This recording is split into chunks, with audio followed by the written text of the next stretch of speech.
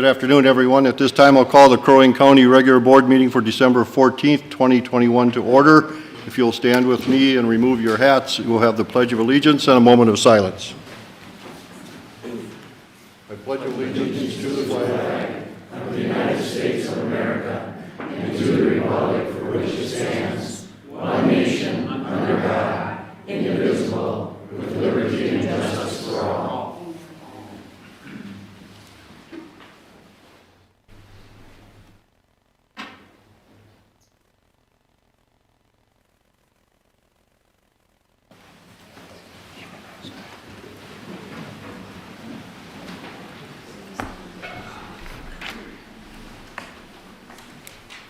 Therese, would you call the roll call, please? Commissioner Brecken? Here. Commissioner Coring? Here. Commissioner Barrows? Here. Commissioner Hoag? Here. Commissioner Franzine? Here. All present. Thank you very much. At this time, we will have open forum. I do have some rules of order that I would like to read. We haven't done this in the past, but we would like to have these. They're not dissimilar to what we've done in the past, but I'll just read them to you. While this is not an advertised public hearing, we will take public comments. You took the time to come and see us. We will certainly take the time to listen to you. If you wish to speak, raise your hand or stand, and after the chair recognizes you, please move to the microphone. All persons wishing to be heard must come to the microphone so that all attendees can hear that person, and it is captured for the recording of this meeting. Please state your name and address for the record. Speakers will be given 2 minutes to speak. If the views of a group are being expressed, we ask that one spokesperson speak as the group's representative. Please try to avoid repeating things that have already been said. No person will be allowed to speak twice before everyone who wants to speak has a chance to do so, and then only as time allows. Staff will try to answer any questions you may have of a factual nature, though they may not have an answer off the top of their head tonight. We ask that you not interrupt any speakers. The purpose of taking comments is not to debate this topic, but it is for all of us to learn more about each other's perspectives on this issue. All comments should be directed exclusively to the board and not to each other. We ask that the opinions of everyone be treated with respect, and please avoid derogatory comments regarding any person and stick to the issue. Not everyone will agree on this issue, but we still want a civil discourse. So at this time, I'll open forum. Is there anyone who wishes to speak? Yes, sir. If you'll step up and give us your name and address. Hello, Commission. My name is Mike Higgins. I own 2 businesses in Crow Wing County, 1801 Mill Avenue, the former paper mill, and 1511 Northern Pacific Road, the Northern Pacific Center. Thank you. Thanks for letting me speak tonight. I wasn't going to come here tonight, but I actually have a issue that I wanted to bring to the board's attention. I got a notice from you guys on my property taxes in the mail last week saying that I hadn't paid my property taxes correctly and that I was being assessed a penalty and a additional tax of about $1,300. Kind of perturbed me because I don't like paying property taxes that much.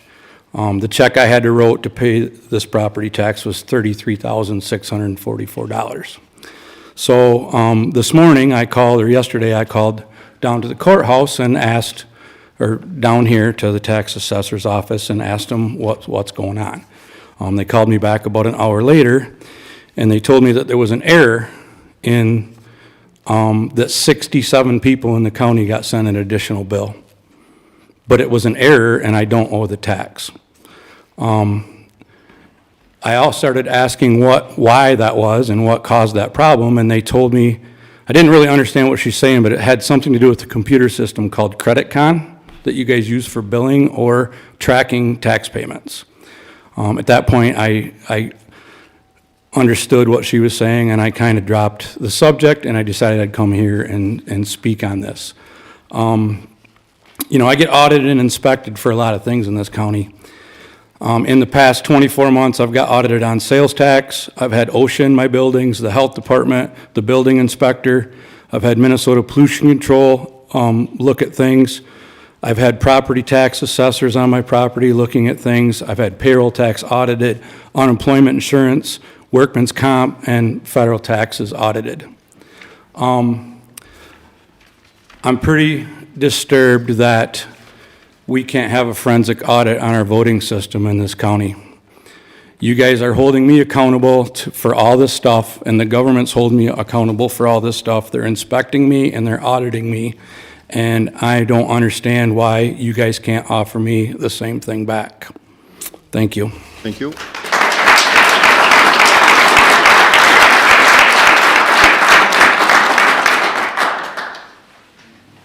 Anyone else that would like to speak?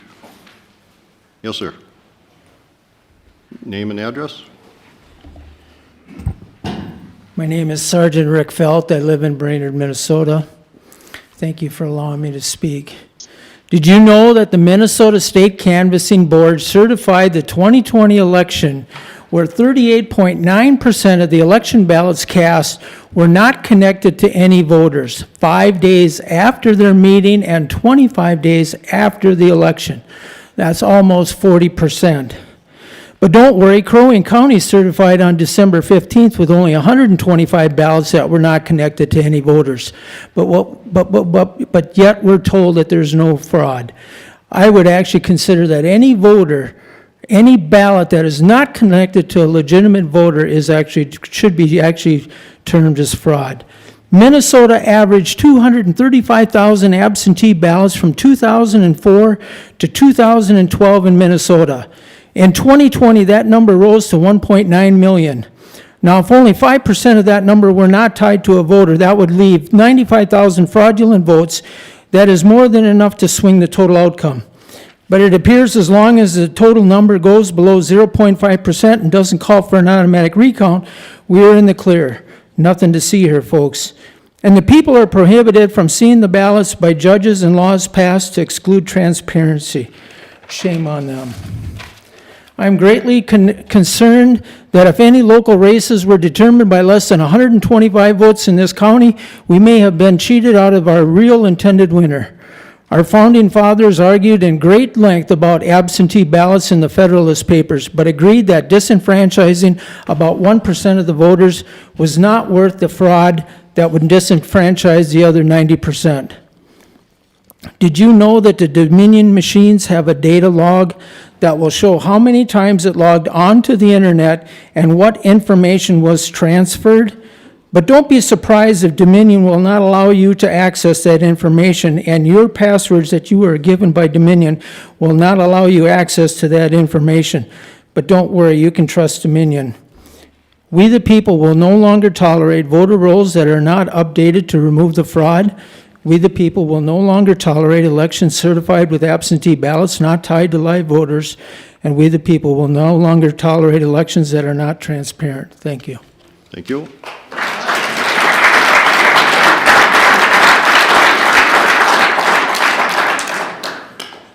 Yes, sir.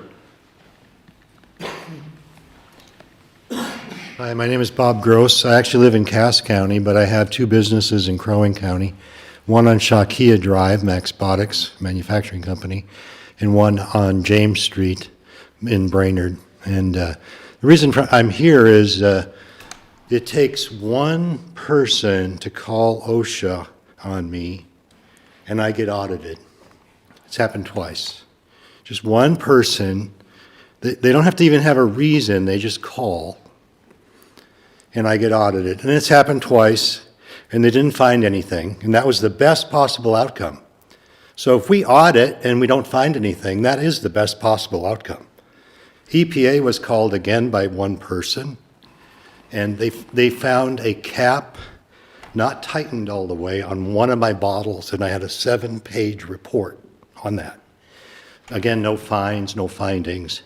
The reason I'm bringing it up is the standard for me is one person saying that there's an issue. Just one person. The standard for this election, when you have hundreds of people concerned, need to be addressed. You really do. Thank you, guys. Thank you very much.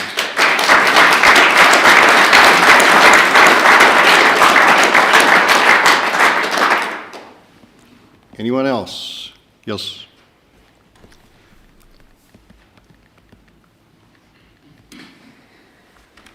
Good evening, Commissioners. I'm Robin Sylvester. This is getting too reoccurring. I'm sorry for being here again, but not sorry for the reason I'm going to share with you. As some of you may have watched the presentation last week, Crow Wing County resident, don't want to be excluded from that. There was a presentation on PCI compliance. Do you know what PCI compliance is? It actually is an audit on payment card industry. So has Crow Wing County had a PCI compliance test lately? Our speaker actually spoke on behalf of doing testing with a company called Security Matrix. They were able to hack in and break through, sadly, my employer, the state of Minnesota, Secretary of State's office. They also tested every county, and only 3 counties passed. And guess what? Crow Wing County didn't. I ask you, we're going to audit our tax returns. We're going to have OSHA here. Your PCI compliance isn't secure. Secretary of State's office was not secure.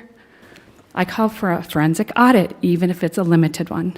I ask for your consideration. Thank you. Thank you.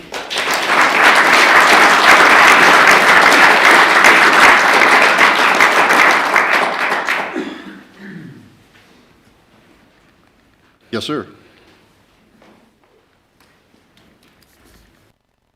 Ben Davis, and I live in Merrifield, Minnesota. There was an event here last Thursday, right here at the Brainerd Exchange. Mr. Keschel, Seth Keschel, came and provided open source data showing that there was fraud nationwide with our election, statewide, and he even presented numbers here for Crow Wing County. I was very saddened to see that you were invited and you did not show up. That speaks volumes to me, and I think to many in this room. That's right. I also, many people have given me warning about the Brainerd Dispatch and kind of the slant they put on their articles. And I read an article today about the event, and I was also very saddened by what I read in that article. You would think a reputable newspaper would include data analysis that was presented that night in their article, and they did not. There was actually some false things reported in there, but we had 400 people that showed up in total at this event, most of which were local. And so the people of this county are very much paying attention. And the law is pretty silent when it comes to an audit. On a recount, it is not, but that is, as you know, that's not what we're asking for. And our Constitution, according to our Constitution, it starts with we the people. The state government comes underneath we the people. The federal government comes even further underneath that. And we the people are asking for a full audit of the votes in this county because, again, those votes do not belong to the government. They belong to we the people. Thank you so much. Thank you.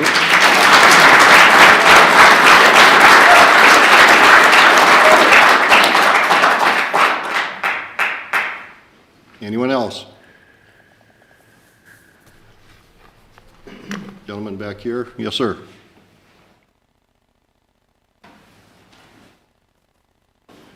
Hello, everyone. My name's James McCrank.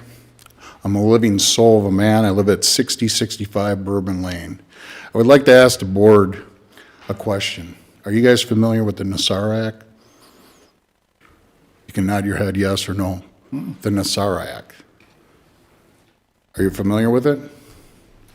Can't You're say not that- familiar Can't with say it. that I am, but we generally don't respond, so go ahead. Okay, well, it's important that we do get response because we're not getting any response, and that's why we're all here. The bottom line is this. The United States of America Corporation is dead. Trump killed it 3 years ago. That flag doesn't represent us. That gold fringe around that flag is a signature of the corporation. And the reason that the media is not reporting it, the reason you guys aren't showing up, our sheriff isn't showing up, are you guys part of the corporation or are you part of America? because everyone here is standing up for our rights. What legacy are you guys going to leave behind for your grandchildren and your kids? This is a serious matter. This is not a laughing matter. And I'm surprised that there ain't thousands of people here tonight. The bottom line is this: either we got to do the right thing here, audit these elections, or the military is going to come in and do it. And if they do it, people are going to jail. Thank you. Thank you.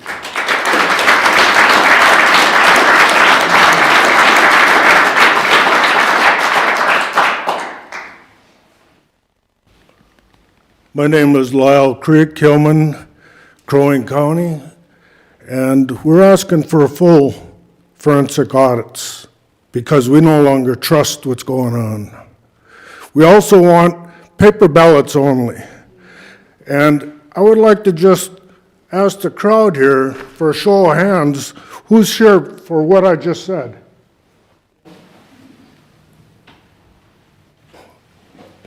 So now you see. I too have got no replies. Paul Coring, where's my reply? I'm writing letters, no replies. Where are the people? Where's our replies? Thank you.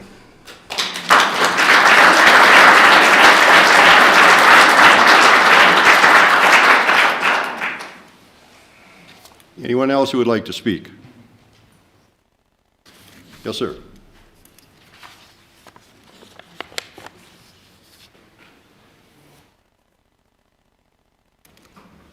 Thanks for giving me the opportunity to speak. My name is John Davis. I live in Breezy Point. Ben Davis is my son. Anyway, you know, when I graduated from high school, I was so proud of my country that I immediately went into the Army. I thought it was my duty to serve. Well, after I got done with all my specialized training here in the United States, as a 19-year-old kid, I was stuck up in the wilderness, in the mountains by myself along the DMZ in Korea, in the no man's land. They gave me a .45 to put on my hip, and I had a carbine. That was all I had to protect myself. But anyway, that was fine. I was proud to do that. Another son of mine, who used to be a deputy sheriff here in Crow Wing County, but there was a good old boys club there, and it hurt him. So he is now a cop in Pequot Lakes, where he lives, and he likes it very well there. But anyway, he also went into the Army right off high school. He was 82nd Airborne, jumped out of perfectly good flying airplanes at 800 feet at night. And if something went wrong with your chute, you became a dirt dart because you didn't have time to open your spare chute. But anyway, then after he got out of the Army, he joined the National Guard here, the 34th Infantry Division, the Red Bull Division, and he ended up in Fallujah. And he was right in the thick of it over there. 3 of his buddies, also from Minnesota, that he knew very well, got killed over there. Mike got hurt, fortunately not real bad. The only thing, he has a little PTSD, but that's about it. And anyhow, I'm proud of him. And I'm proud of what I did. And we wanted to serve this country because we love it. But what do you suppose we think when we come back here to Crow Wing County and we see what's going on with you guys? You don't do a darn thing about trying to make things better, and you ought to listen to us. Don't listen to that gentleman right over there. Listen to us. We're the people. And you guys are supposed to make the decisions in this county, not him. And I urge you to listen to us and take this seriously, because these Dominion machines, they're corrupt. And at the very least, get rid of those machines and let's go to a paper ballot. And by the way, you questioned a guy here, I think it was the time before last, from Little Falls, what he's doing up here. Well, he has every right to be here, because what goes on in Crow Wing County also affects not only Morrison County, but the whole state of Minnesota. And the reason he wasn't so concerned about Morrison County, because it's my understanding they don't have those darn Dominion machines, and we got to get rid of those. But you guys have got to start taking this seriously, start responding, start doing something, and listen to us. We're the people.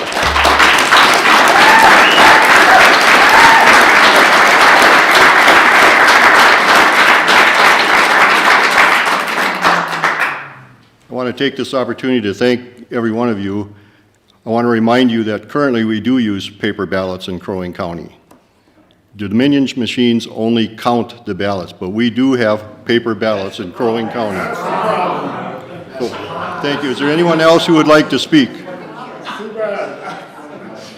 Yes, sir. Good evening, Commissioners. I'm Jeremy Pakula, and I'm a resident of the United States of Minnesota. Now, thank you for the previous gentleman for bringing up why I'm here. Do you know that every one of our machines was not legally certified in 2018, 19, and 20? Now, my question is, what has Mr. Houle done in the 3 weeks since we were in his office exposing this to him? Now, I have all the documentation out in my car. We can talk about this all day long. But I'm telling you, this country's last 3 elections, prior to 2021, were not legal. How do I know that? All the 2 vendors that are allowed to certify and give accreditation to the United States Election Assistance Commission had expired accreditations. Those expired in the spring of 2018. They all had the opportunity to reapply for those. They did not. You can find this right on the government website. They didn't file any paperwork until January 2021. Now imagine that. That was post-election. Now all these anomalies we're hearing about was because of that right there. That's the easiest thing to argue, and we can sit down and I can show you this. But this affects every county and every state in this country. I'll leave it at that. I'm wondering where, like everybody else here, where's the answers? We've asked the county attorney, you, the board, actually asked the county attorney for questions, for answers, what, 7 weeks ago now? And I'm under the impression we may not get those tonight either. Why not? What are we waiting for? I wasn't going to speak, but I am now. That's all I have. Thank you. Thank you.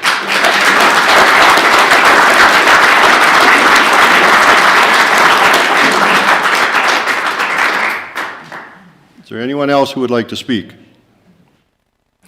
Yes, sir. Thank you, Commissioners. My name is Tony Bauer. I'm a resident in Crow Wing County, state of Minnesota.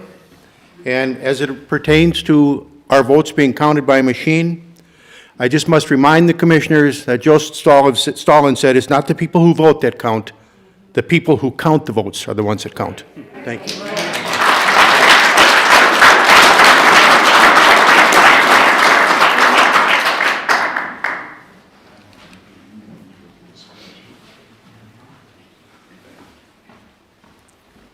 Good evening. My name is John Sylvester. I'm from Crow Wing County. I'm going to make this really short and real sweet. I was at the event on Thursday. There was one slide that stopped me in my tracks. 3 weeks ago when we were here, we were told there was absolutely zero fraud. This one slide showed me there were 9 voters that voted that were dead prior to the election. 9 of them. I don't understand. Things that make me go,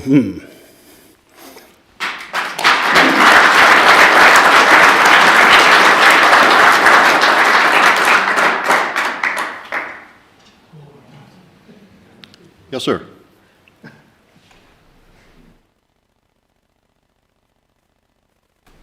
I'm Bernie Remnack from Breezy Point, Minnesota. Thank you for having me. Our votes are very important because we have to live with the results. I voted in Breezy Point in person. I found out the other night that somebody beat me to the punchline. Mine came up absentee. So if it happened to me, I'm sure it happened to other people. We have a lot of good people here coming tonight to speak on, for the country because we're in critical shape. We're in that shape because of how our election turned out. We want to know that it was a fair election. I don't think it really passes the smell test. So we need to take this serious, get a good count. Everybody needs to know that their vote did count and that then we can live with the results. But when we see the results that aren't good, when we have borders that are wide open and it doesn't, nobody can blink, it's not happening to you. There's people hungry in the world. It doesn't affect me. We have to wise up and do the right thing under God. Thank you. Thank you.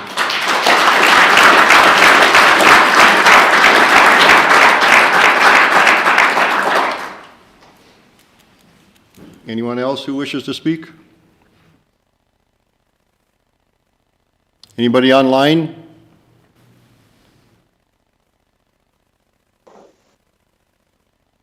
Seeing none and hearing none, I'll close open forum. We move on to number 3 on our agenda, which is to review and approve the minutes. I'm sorry, Commissioner Coring? Yeah, Mr. Chairman, just a question. I know that a couple meetings ago, you asked the county attorney if he could do some research on this, I guess, and I'm just wondering if Don, I know Don is extremely busy in his office. I'm just wondering if, Don, if you've been able to get any research done on what the county board can do legally. We're really, we have to listen to the state. We're a creation of state government. So I don't mean to put you on the spot, but have you been able to get any research done on what we can do to address these citizens' concerns? When was the last time you were concerned about putting me on the spot, Commissioner Corn? I never have been concerned about that, Don. I am in the process of researching. I'm trying to be kinder and gentler since the coronavirus. There you go. I am in the process of researching it. The question you have asked is not a simple question. You may think it's a simple legal question. It is not. I have spent hours reading through the statutes. I am now cross-referencing those with the rules, and then I have to get through some case law. And as I told Mr. Ben Davis, I intend to have a report on the 28th. I told you that yesterday. So I said I'd get it done this year, and I will. But we also have a homicide pending and several other important criminal cases and lots of other issues going. So I apologize it's taking so long, Mr. Chairman and everybody else, but I am working on it. We appreciate you doing your due diligence. And that's my report tonight for my time on the agenda as well. Thank you. Commissioner Coring, anything else? Yeah, I just want to say thanks to Don. And I want to thank the people that are there. But I would say to the people that are there, I hope this meeting that you're at tonight is one of the most important meetings that the county board has every year. That's right. And that's the budget. That's where we're going to spend the money, spend your money. So if all of you get up and leave right after this, that kind of tells me that you don't even care about the budget and where the money is spent. That I would think that you'd want to know where your money is spent as long as you're here. Voting's important. We're a conservative county. Yeah, well, I hope you stay and listen to the budget presentation. Yeah, the vote is important. All right, enough. I'm looking for a motion to approve the minutes from the regular county board meeting of November 23rd, 2021. So moved. Motion by Commissioner Franzine. I'll second. Second by Commissioner Brecken. Therese, would you call the roll call, please? Commissioner Brecken? Aye. Commissioner Coring? Aye. Commissioner Hoag? Aye. Commissioner Franzine? Aye. Commissioner Barrows? Aye, that motion passes. Number 4 is to review and approve the agenda for tonight. Are there any additions? Mr. Chair, we have a couple of public hearings that will get pulled from the agenda. Purchase of body cameras, it's scheduled, I believe, at 5:05, and the vacation of Wonder Road. We did not hit the publication deadline for the body cameras, and Wonder Road also didn't miss the publishing deadline. The first one was an error at the dispatch. The second one was the petitioner's attorney did not follow through on a timely basis to get the notices sent. So we cannot hold those two public hearings. All right, thank you. I would look for a motion to approve the agenda as published. So moved. Those Motion weren't by on the agenda. Commissioner Franzine. Second by Commissioner Hoag. Therese, would you call the roll call, please? Commissioner Coring? Aye. Commissioner Franzine, or Commissioner Hoag? Aye. Commissioner Franzine? Aye. Commissioner Brecken? Aye. Commissioner Barrows? Chair votes aye, that motion passes. Number 5 is the consent agenda.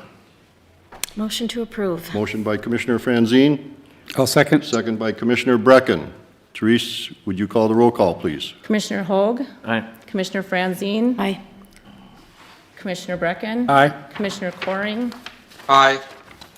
Commissioner Barrows. Chair votes aye, that motion passes. At this time, I will call for a motion to open a public hearing regarding the Ham Land Exchange. So moved. Motion by Commissioner Franzine. Second. Second by Commissioner Hoag. Therese, if you would call that roll call, please. Commissioner Franzine. Aye. Commissioner Brecken. Aye. Commissioner Coring. Aye. Commissioner Hoag. Aye. Commissioner Barrows. Chair votes aye. We now are holding a public hearing. The time is 5:30 PM. Mr. Chair, do we Staff have? may be in the hall. I think staff is probably out in the hall if Gary or, Oh, here he comes. Ryan? here's Ryan. Why don't you give us the background, Ryan, on the land exchange?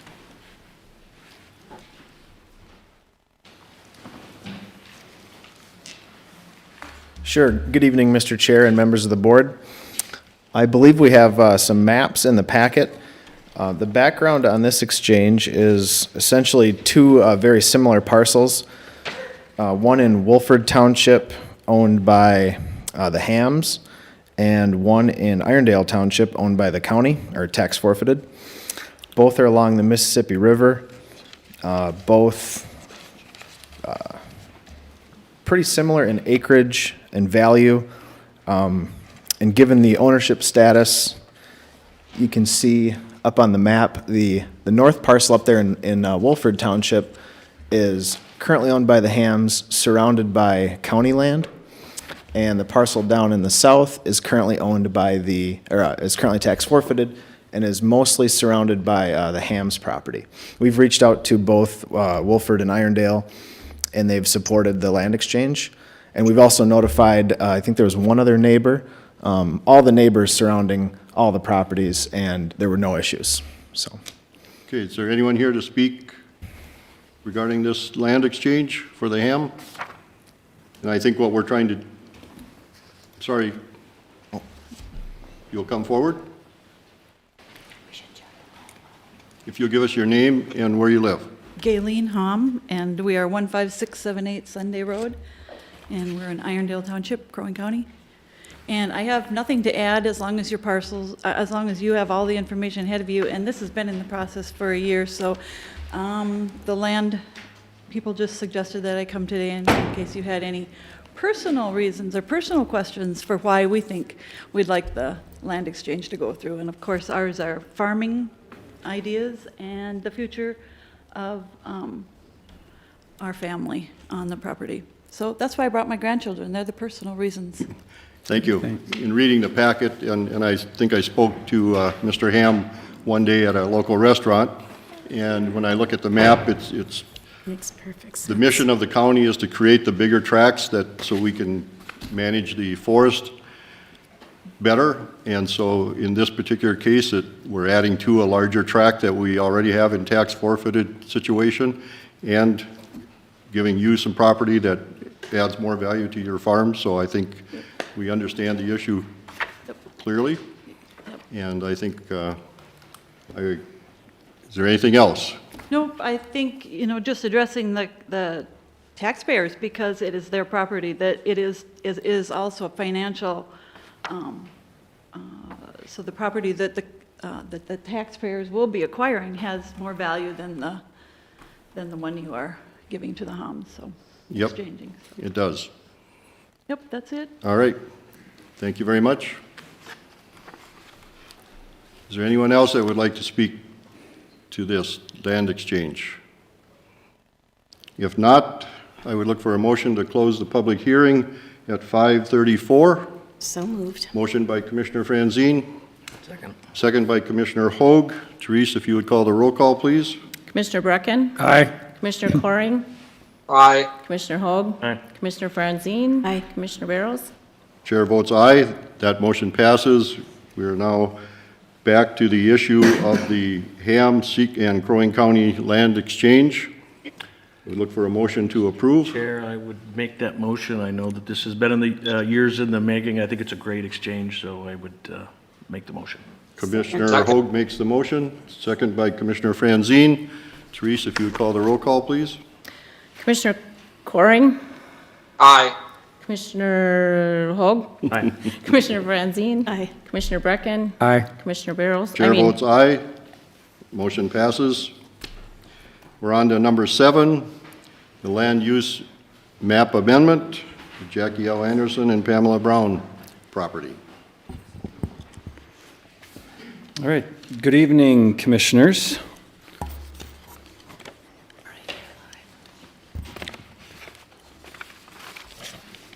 All right, this next request is for Pamela Brown and Jackie Anderson for parcel IDs 770-60523 and 770-60527. This is a request to amend the official land use map for those two parcels from rural residential 2.5 to commercial district 1. One of them is approximately 29.64 acres and the other is 0.42 acres. Those will be, if approved, consolidated together so that they're about 31 acre parcel as one. So I think we'll go, oh, there we have the map up there. That's great. Thank you. This parcel, again, there's two of them here. This borders the city of Cross Lake, which is just adjacent and to the north on Fawn Lake Road. That's the city of Cross Lake in northern Mission Township. The zoning right now, again in yellow, is rural residential 2.5. To the west is also the same zoning.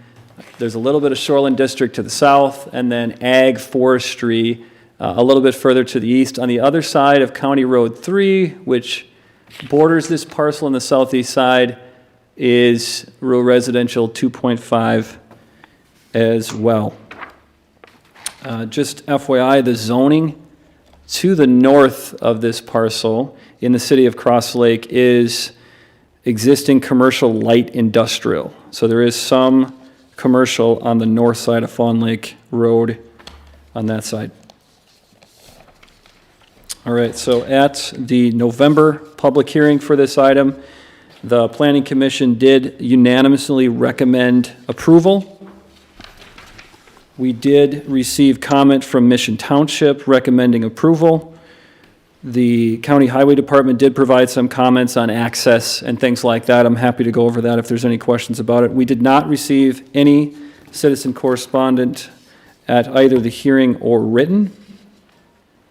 And with that, I'll keep it short. I'll take any questions, otherwise would look for a motion. Any questions for Jake? Commissioner Coring, any questions? No questions, Mr. Chairman. All right, I would look for a motion then to approve the land use map amendment. Mr. Chairman, I would make a motion to make that Commissioner commercial. Brecken makes the motion to approve. Second.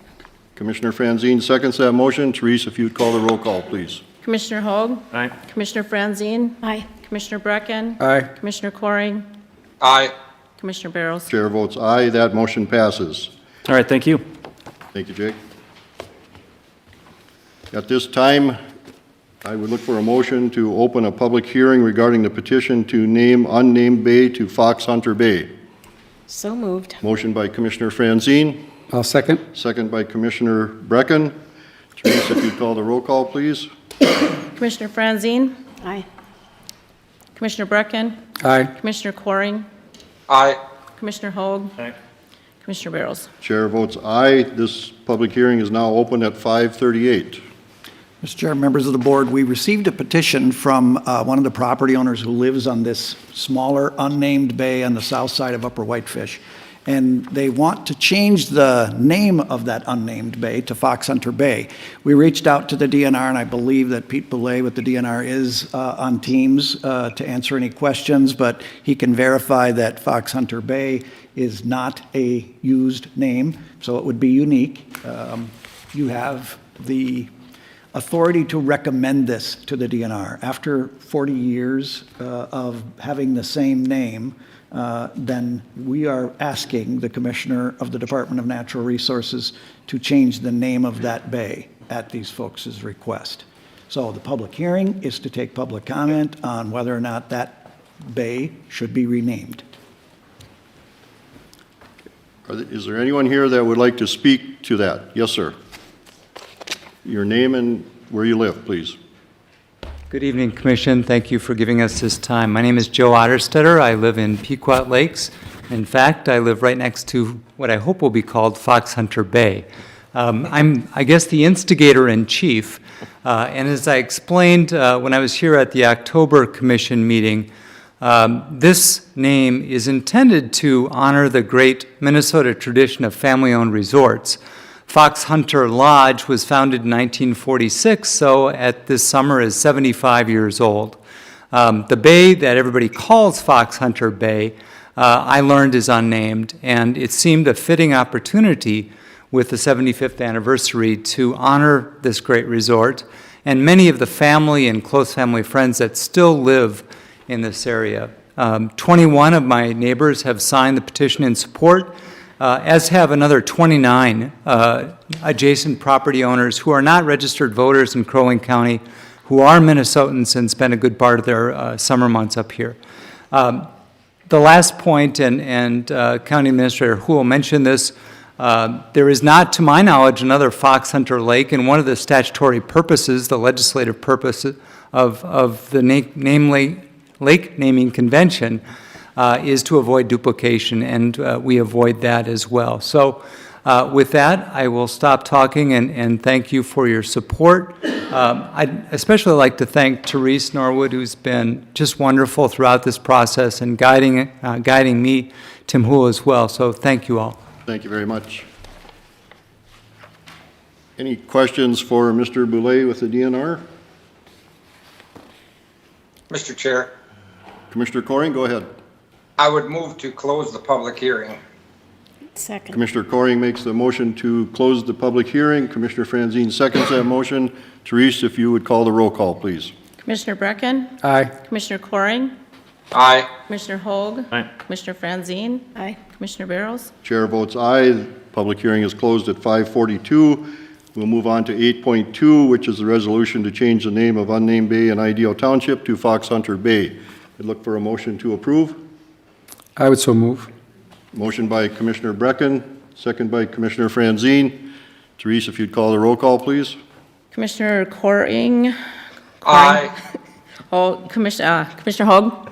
Aye. Commissioner Franzine? Aye. Commissioner Brecken? Aye. Oh my gosh, Commissioner Barrows? Chair votes aye. That Sorry, it's motion been a while. passes. That is a recommendation to the DNR, if I understand correctly. Yes. Move on to County Sheriff. Mr. Chair, Commissioners, everyone, welcome, good evening. I do have one item I wanted to bring up. This goes back to a number of years ago when I worked the Boat and Water Division. So we had the story starts terrible and it gets better, so please bear with me. Adam Selheim was a drowning victim that we had a number of years ago. We were able to use the technology we had for equipment and locate him in over 100 foot of water in a very short amount of time, roughly 45 minutes, which was, it was a lucky first scam, and I will be the first to admit that. But it doesn't happen that often. Normally these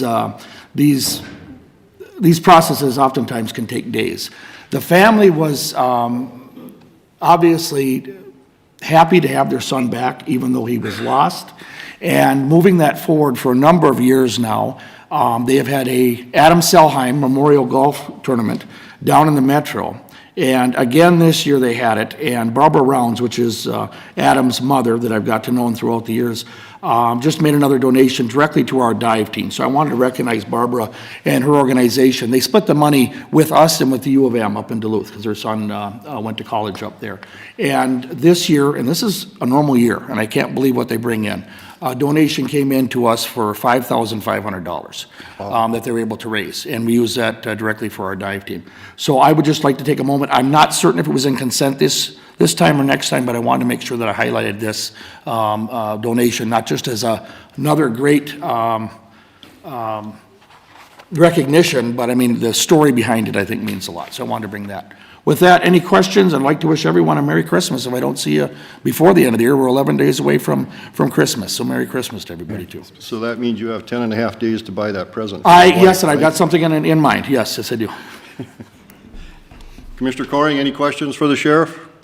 No questions for the sheriff. I just want to say thanks to him and his staff and officers. I think we see what's happened with these tornadoes. I just drove through that area a couple weeks ago and drove through one of the towns that got hit really, really hard. And I just want to thank him because it's the police that and the firefighters and the first responders that run to these tragedies. And I just want to say thanks and Merry Christmas to all your staff. Any questions up here for the sheriff? I would like to just have the board recognize this person and thank him for the donation. We appreciate it. We know how important that dive team is, but we hate to have tragedies cause donations, but they do. So with that, County Attorney, you've already given your report. I have, Mr. Chairman, but if anybody had any other questions, I'd be happy to field those at this time. Commissioner Coring, any questions for the County Attorney? No questions for Don. I just want to say I appreciate Don again. I called with a constituent problem. I think it was yesterday or the day before, and Don was right on top of it. So I just want to say thanks to Don. You're welcome. All right. Thank you very much. Chairman. County Administrator. Mr. Chair, members of the board, yesterday there was a senior management team meeting. We spent a fair amount of time talking about the American Rescue Plan Act dollars that are coming to Crow Wing County, and you are familiar with the fact that the deadline is just closed for most of those grant applications, so we are now busy pulling together those grant applications for the subcommittee to review to make a recommendation to the full board. We also spent a little bit of time talking about the budget and the updates, finalizing budgets, which we're going to talk about a great deal tonight. We also talked about the engagement survey results from 2021 and how that can help us to try to inform where we need to focus our efforts to improve engagement with our employees. And then we also had an extensive conversation about electronic signatures. And it used to take us a good month to get signatures on a contract just by sending them around. And we're having great success with electronic signatures, shortening that time to sometimes a matter of hours. And so the county attorney's office is going to be buying a subscription to that so that we can use it for more than just the county board stuff. We have one license that comes with your county board agenda management software, so we use it for this purpose, which is probably what highlighted how well it works. So happy to answer any questions about the senior management team meeting. Any questions about senior management? With that, we'll move on to the opioid settlement. Mr. Chair, I did want to just highlight one thing. We just got back from the AMC convention, and Crow Wing County won an award at the Association of Minnesota Counties convention. It was a conservation award, and it was for work between the Soil and Water Conservation District and Crow Wing County for trying to mitigate salt that is going into our lakes, rivers, and streams. And you know, from a public safety standpoint, we have to salt roads in Minnesota to try to keep people safe. And balancing that against the environment and salt running directly into our lakes, rivers, and streams, which I think we can all imagine is not a great idea, trying to refine that. And boy, has that come a long ways in the last 5 years. We record where we put salt now, how much salt we put, what the conditions were at the time. And so we do a lot of data tracking to try to make sure that we minimize the salt application and still achieve the public safety objective to the best of our ability. So that was kind of cool. The opioid settlement resolution is another thing that was discussed extensively at AMC. As you have certainly heard in the news, we have opioids that have caused a lot of addiction issues around the country. Certainly Crow Wing County is no exception to that rule. We see that showing up in the stats of who we assist with going to treatment to help with addiction for opioids. And there have been lawsuits around the country, basically counties and states who are suing the opioid manufacturers for the downstream impacts of overprescription of opioids. There are negotiated settlements with all of the opioid manufacturers and distributors that has been reached in that class action lawsuit. Minnesota is one of the states, and there are some counties in Minnesota who also joined that lawsuit. We could sue independently if we wished. It doesn't seem like that makes good sense for us, given the fact that this has been litigated. It's been litigated at the national level. And so there is an agreement that we could participate in this national settlement. We don't have clear data yet on the amount that Crow Wing County would specifically receive, but it's 300 million in Minnesota for 87 counties for 18 years. And so just simple division would get you to, I think we probably are going to be in that $100,000 plus or minus range. And the things that we could use those funds for are very prescribed. It has to be for addiction-related kinds of services. But I think it is a wise move for us to participate in the national class action settlement. So I put it forward for your consideration. Any questions on this? We had a nice presentation at the fall conference for AMC from the North Carolina group, and subsequently at our annual conference here, we had a little more clarity in this subject. And we had negotiated with the state of Minnesota to get the number down to 75% of those dollars coming to the counties and only 25% going to other entities, including the state of Minnesota. So it was important that we achieved as a group of counties where the impact is the most impactful, that the dollars come to us so that we can manage those for what we see as the need in our particular counties. So with that, I would look for a motion to approve the resolution, which is attached regarding the opioid settlement. Motion by Commissioner Franzine. I'll second. Second by Commissioner Brecken. Therese, if you'd call the roll call, please. Commissioner Hoag? Aye. Commissioner Franzine? Aye. Commissioner Brecken? Aye. Commissioner Coring? Aye. Commissioner Barrows? Chair votes aye. That motion passes. Just so everyone knows, we had to have that done by January 2nd, I believe. To qualify. So, Yep. Next, we're looking at the citizen committee appointments. Mr. Chair, members of the, I'm sorry, go ahead. You go ahead first. Mr. Chair, members of the board, enclosed in your packet is a highlighting of the citizen committee appointments that need to be made and when those terms are expiring and when a new term would extend it to. Typically, you would reach out to those folks and see if they are interested in continuing to serve. You may already know. I've reached out to my folks, if you wouldn't mind adding them to the list. I would like to reappoint John Wallin to Extension, Agnes Sykes to CHS Advisory, and Daryl Palmer and Larry Moses to Natural Resource Advisory Committee. If I could, Mr. Chair, I would, for my district, nominate Jamie Hudrick to be on the Transportation Committee. Okay, so we have the ones that are indicated by yes in the notes column that have already been contacted and accepted, and Mine don't say right, yes. Commissioner Franzine has added hers to that list, so we'll make sure that that gets updated. And with that, I will make those appointments. Mr. Chairman. Commissioner Coring, yes. I don't know if I did talk to Sue Maskey. She agreed to continue to serve on planning and zoning. I don't know if she's on the list. Yes. But I have reached out to Ryan Cherney, and I have not been able to connect with him, so I'll have to ask you to make that appointment at a future meeting. Okay. If you need any assistance with that, I can help you with that, Commissioner. Well, I appreciate it.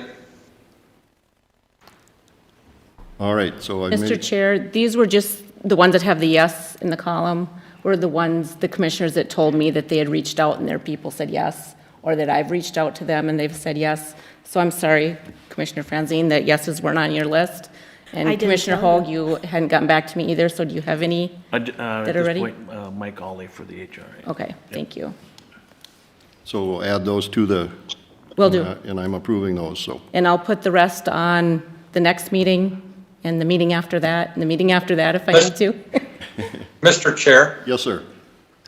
And I believe, I just thought I heard Commissioner Hoag say that Mike Ollie on the HRA, I believe that has to be a board appointment, not by the chair, if I'm correct. Is that right, Mr. Hoag? That is correct. Okay.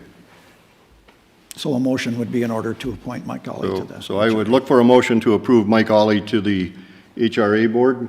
I'll make that motion. Motion by Commissioner Hoag. Second by Commissioner Franzine. Therese, if you would call the roll call, please. Commissioner Franzine? Aye. Commissioner Brecken? Aye. Brecken? Commissioner Coring? Aye. Commissioner Hoag? Aye. And Commissioner Barrows? Chair votes aye. That motion passes. So thank you very much, and we'll look forward to the others in the coming weeks. Sounds good. Thank you. Our next, is there any additional business? All right, with that, we have a public hearing coming up at 6 o'clock. We cannot start that prior to 6 o'clock, so we'll be in recess for the next 5 minutes.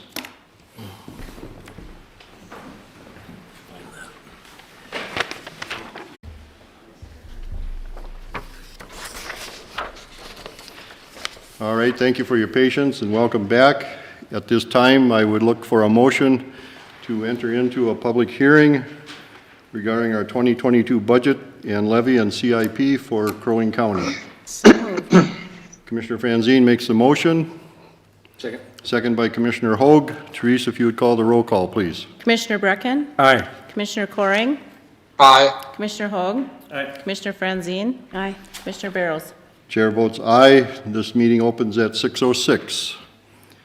Is there anyone here to speak about their county taxes? Mr. Chair? Oh, I'm sorry.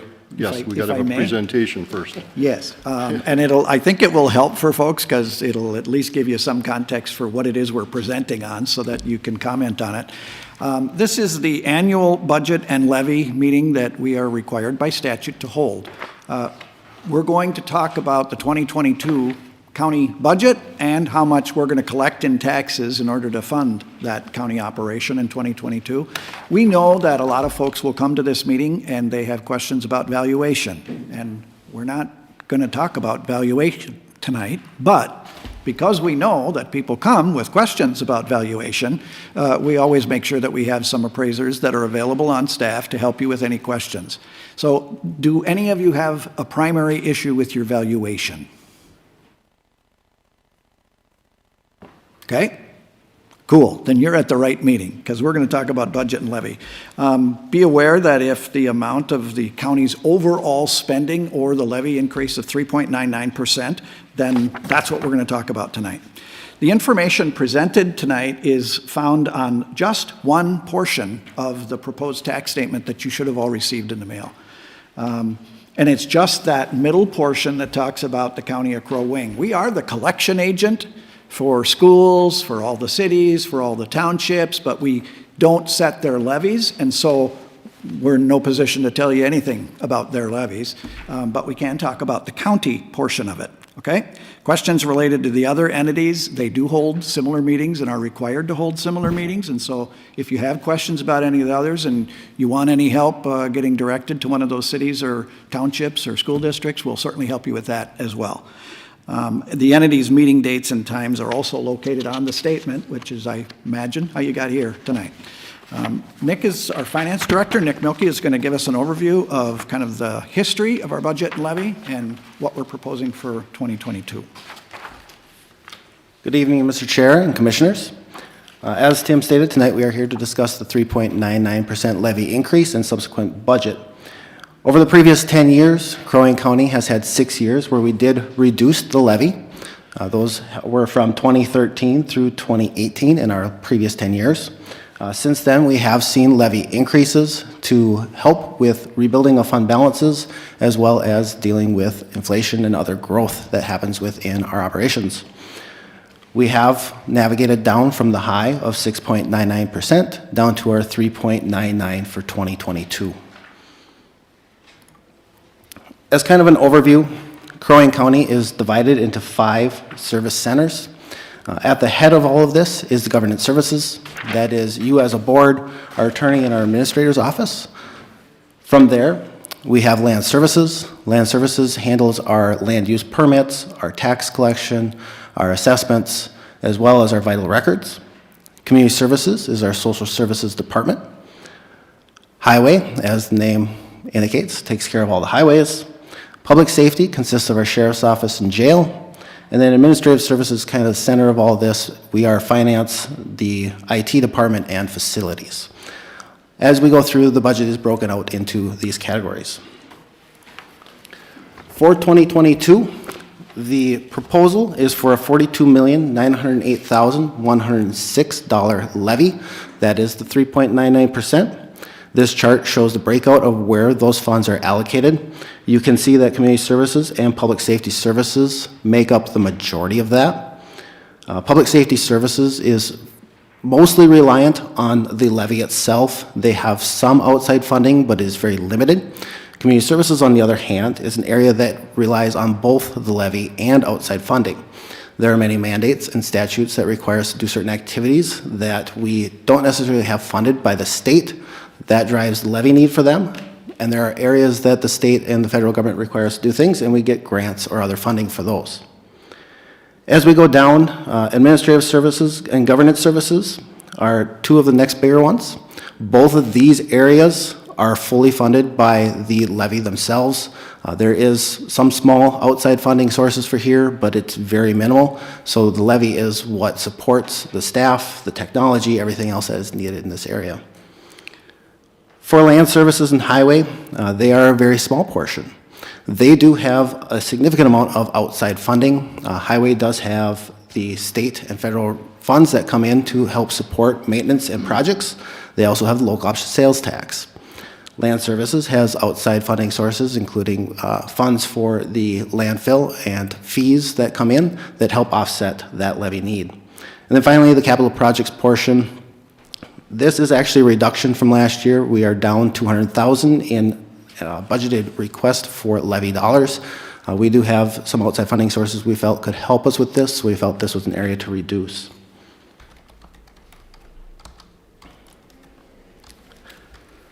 Overall, our total revenues budgeted for 2022 are $100,104,568. You can see that intergovernmental and levy make up the majority of our funding. So intergovernmental is all of those state and federal grants, those state federal dollars that come in outside of the grant function. Levy is our levy. As we progress down, one area of note is other taxes. Other taxes is our local option sales tax. That is an area we continue to see grow, and we have budgeted for that expectation that that growth will occur. Charges for services are a number of items from highway charging for partner road programs where we help offset some of the or support the surrounding communities by allowing them to be part of our bid process. We charge that back to the entity to get that funding back in. We also charge for the landfill to drop materials and a number of other items. As we progress down, you have license and permits, special assessments, and miscellaneous funds, which can include multiple grants and other sources. One thing to note in here is investments are down about 50% from where we budgeted for 2021. We continue to see our investment portfolios be hammered by the reduction in interest rates, and we continue to seek ways to improve our investment income. We continue to push forward with that, but we do not anticipate that this is going to be a correction that's going to occur in 2022, and want to be realistic with what we expect for our investment income. Mr. Chair, if I can. Yes. Nick, how reliable is the funding of the intergovernmental? The funding on intergovernmental is fairly reliable. They are programs that are well established and in place. We did see, particularly in highway, where there was some reductions in the state gas tax allocation, but that is starting to come back. There are additional funds that came from the state to help offset some of that as well. So it is a fairly reliable source. Of course, it's legislature. They can change their mind on a whim, and we can see some reductions there, but we don't anticipate any of that in the 2022 cycle.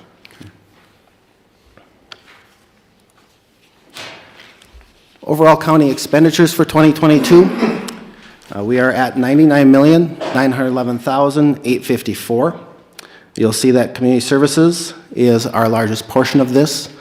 There are a significant amount of programs that we have to deliver by state statute and state law, and that drives a significant amount of our activities.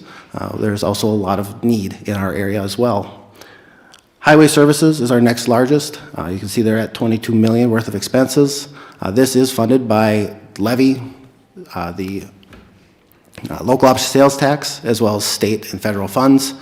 These are all planned projects that are within the HIP that you have reviewed and approved in the past. Public safety, Again, this does make up the sheriff's office and jail, so this is overall expenses for all activities in public safety. Administrative services is our next largest at 6.9 million. This is all the internal functions to support the operations. And then governance services is your staff and the administrator's office and any resources that are needed to support that function as well. Finally on the list is our capital projects. That is at just over 4 million for 2022. This is an area that we, for the past 2 years, have greatly reduced. We did freeze this back in 2019 or 2020. We did increase it slightly here in 21, and now we are going back to our normal program to try and maintain our assets to a better standard, to improve our buildings and keep them effective and safe for the long term.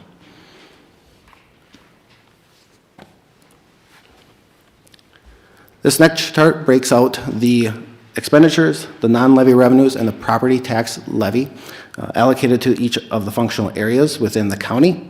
One area to note is land services is utilizing $905,000 of fund balance. This is because that line item includes both the landfill, solid waste, and all of land services activities. As there is a planned project out there, we do tend to use fund balance in that year that that project is delivered, and then we rebuild that fund over time. That is a very consistent practice in that area and something we've done for many years. Looking across the other line items, we do have fund balance builds in majority of the areas.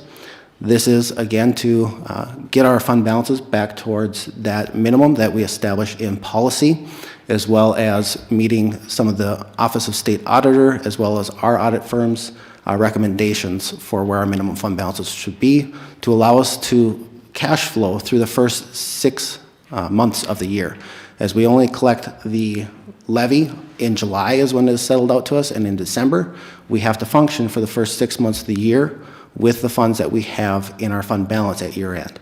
So that recommendation allows us to function those 6 months before we get the tax levy revenue in.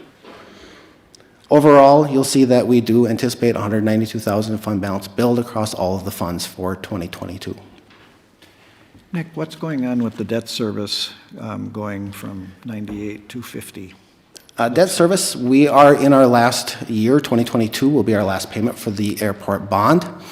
As we have levied over the years, we are required by statute to levy 105% of our debt service. We have built up a fund balance that allows us to not levy for that in 2022 and utilize that fund balance to pay that debt off. This is our final debt payment that we have for all of our debt within the county, and a good step into the future. So we are entirely debt-free. Yes. Would you re-emphasize that, please? Wow.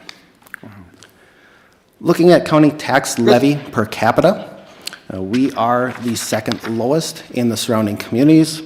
Morrison County is lower than us, and then we have us, Cass County, Mille Lacs, and then Aitkin County as the highest tax levy per capita. This next slide outlines the total estimated market value, as well as any total new construction that we see in the coming year. You can see that we have significant amount of new construction in 21 that helps spread some of the levy costs differently throughout the community. We can see a levy increase, and it is potential that people could see an actual decrease on their tax statement as a result of the new construction and the valuation changes that occur.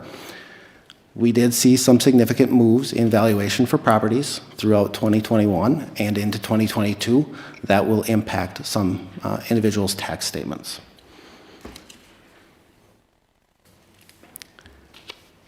We have in the past pulled up a comparison of the 2021 versus the post-2022. This first one is based on no change in value across the particular area.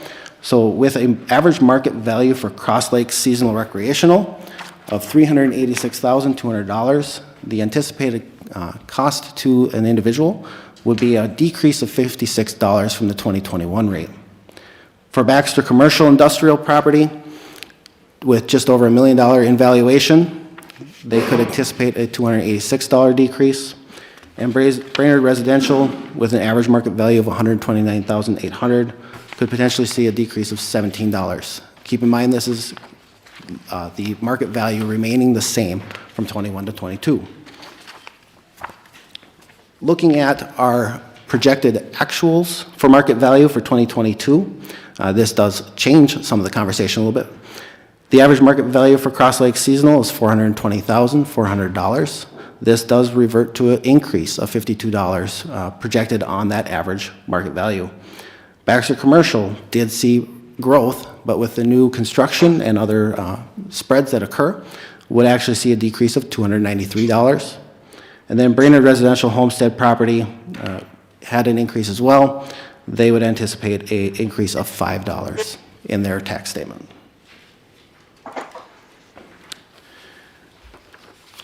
Every year we bring up that there are a few different resources for taxpayers to get a tax refund. One of those is the homestead credit refund. This is available to all homeowners with a homesteaded property with an income less than $116,180 for 2020 per the state's website. This is a refund that is based on a sliding scale based on total property taxes as well as income. This can be claimed or filed for with Form M-1PR, which can be found on the website revenue.state.mn.us. Ask you a quick question, Nick. The 116,000, is that gross or is that adjusted gross? I believe that is gross, but you'd have to follow what the website has for their form. Thank you. There's also a special property tax refund available. This one is for all homestead property with a net tax increase of at least 12% and a net increase of $100 in tax. There's a maximum refund of $1,000, but there are no income limits for this particular one. This also uses the M-1PR form, which can be found on revenue.state.mn.us. And with that, Mr. Chair, I turn it back over to you for the public comment period. Any questions for Nick? Commissioner Coring, any questions? No questions, Mr. Chair. Good presentation. Very good. Is there anyone here that wishes to speak to their tax statement for the county levy? Anyone here to speak to their personal taxes regarding the county levy? Anyone here to speak to their personal taxes regarding the county levy? Seeing Mr. none, Chair. Commissioner Coring? I would move to close the public hearing. Motion by Commissioner Coring to close the public hearing at 6:23, second by Commissioner Franzine. Therese, if you would call the roll call, please. Commissioner Coring? Aye. Commissioner Hoag? Aye. Commissioner Franzine? Aye. Commissioner Brecken? Aye. Commissioner Barrows? Chair votes aye. That motion passes. We will now move on to 13.2, which is to adopt the 2022 final budget and levy resolution. I would look for a motion. Mr. Chair, I would so move. Commissioner Brecken makes the motion to approve the 2022 levy. Commissioner Coring seconds that motion. Therese, if you would call the roll call, please. Commissioner Hoag? Aye. Commissioner Franzine? Aye. Commissioner Brecken? Aye. Commissioner Coring? Aye. Commissioner Barrows? Chair votes aye. That motion passes. Having nothing else, I would look for a motion to adjourn. Mr. Chair, just one. Oh, I'm sorry. Excuse me. Briefly. You know, it looks so sanitary and it looks so clinical when we sit here and talk about the budget and levy and zoom, right? I just wanted to point out the hard work that is done by the finance staff, Nick and his staff, in helping us to pull this budget together, and the work of the senior management team in producing I think a challenging budget year, but still one that I think is very reasonable, but can meet, it never meets all of our needs, but it will meet most of those needs. And we appreciate the partnership with you as well in trying to figure out where that balance should be struck. So we appreciate that, Mr. Chair. On behalf of the board, I would also like to say thank you, and I'm sorry for not saying that earlier. I know there's a lot of work that goes in. You followed the direction of the board, and we appreciate that. We know that the departments work hard to meet those goals, and we want to recognize that. So thank you very much. And with that, I would look for Commissioner Coring.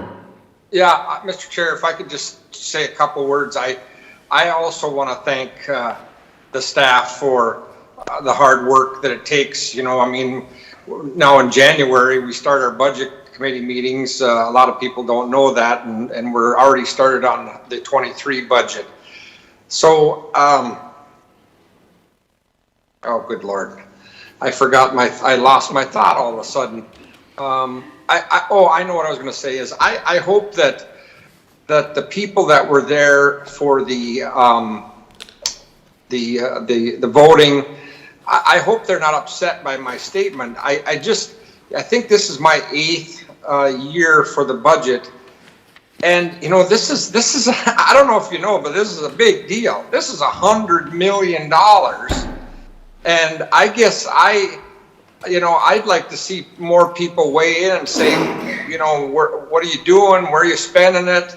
You know, this is their time to speak to the people that they voted for.